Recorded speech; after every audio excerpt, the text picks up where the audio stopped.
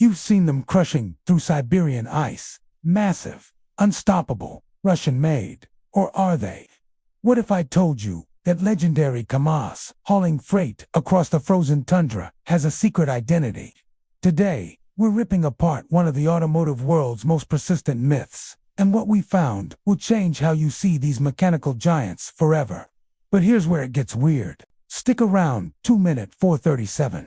Because we're going to show you the one component that appears in nearly every Russian truck that absolutely nobody saw coming. It's not German, it's not Russian, and it's hiding in plain sight. For decades, one rumor has refused to die. Russian trucks are just rebadged. German engineering. Your mechanics probably said it.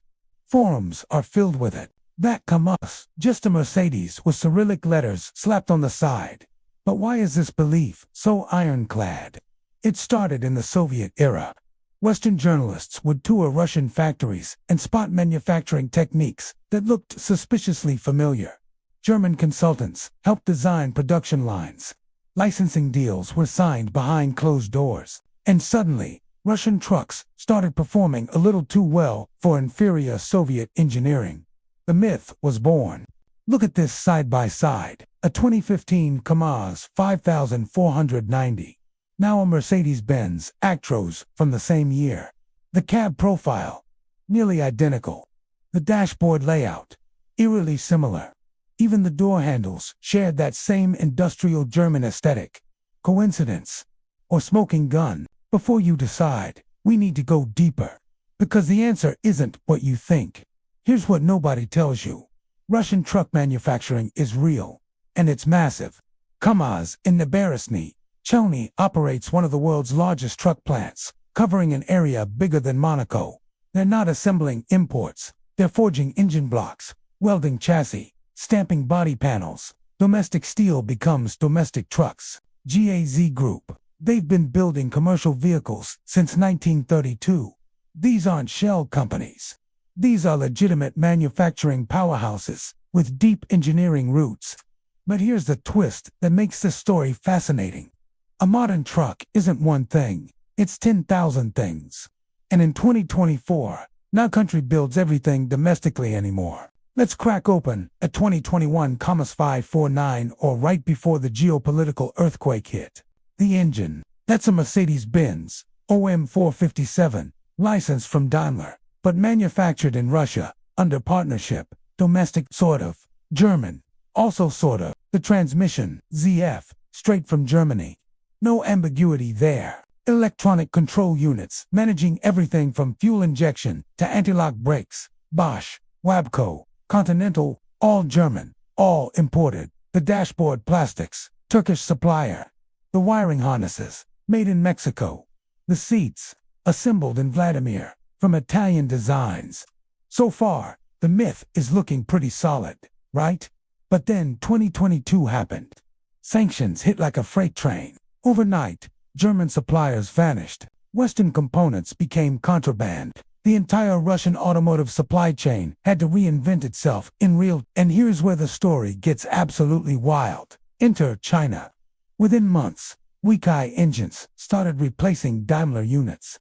Fast-forward transmissions from China's fast gear substituted for ZF. Electronics, suddenly sourced from Shenzhen and Shanghai instead of Stuttgart and Munich.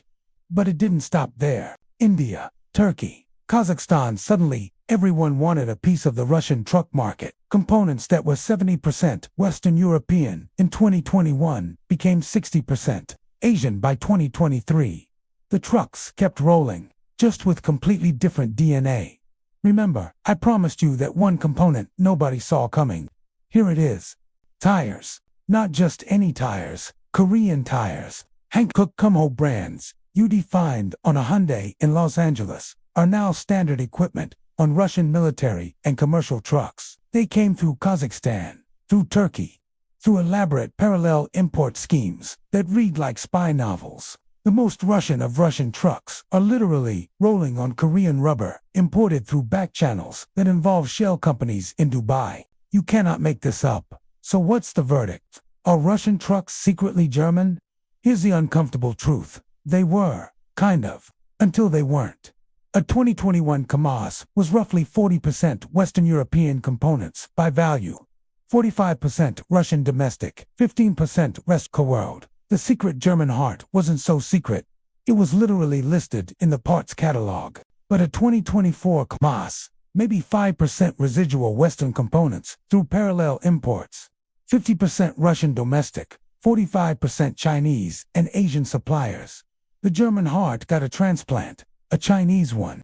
Here's what this really reveals.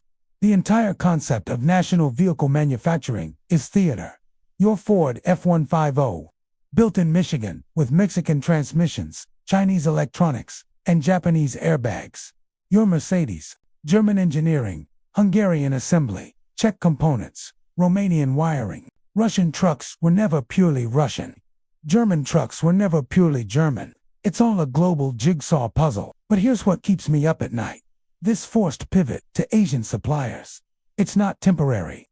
Russian engineers are reverse engineering those German systems right now. KamAZ is partnering with Chinese firms to develop fully domestic alternatives to Western tech they can no longer access. Give it 5 years, the Russian trucks of 2030 might actually be predominantly Russian, not because of nationalism, but because they were forced to build that capability from scratch. The myth says they're secretly German. The reality, they were becoming German.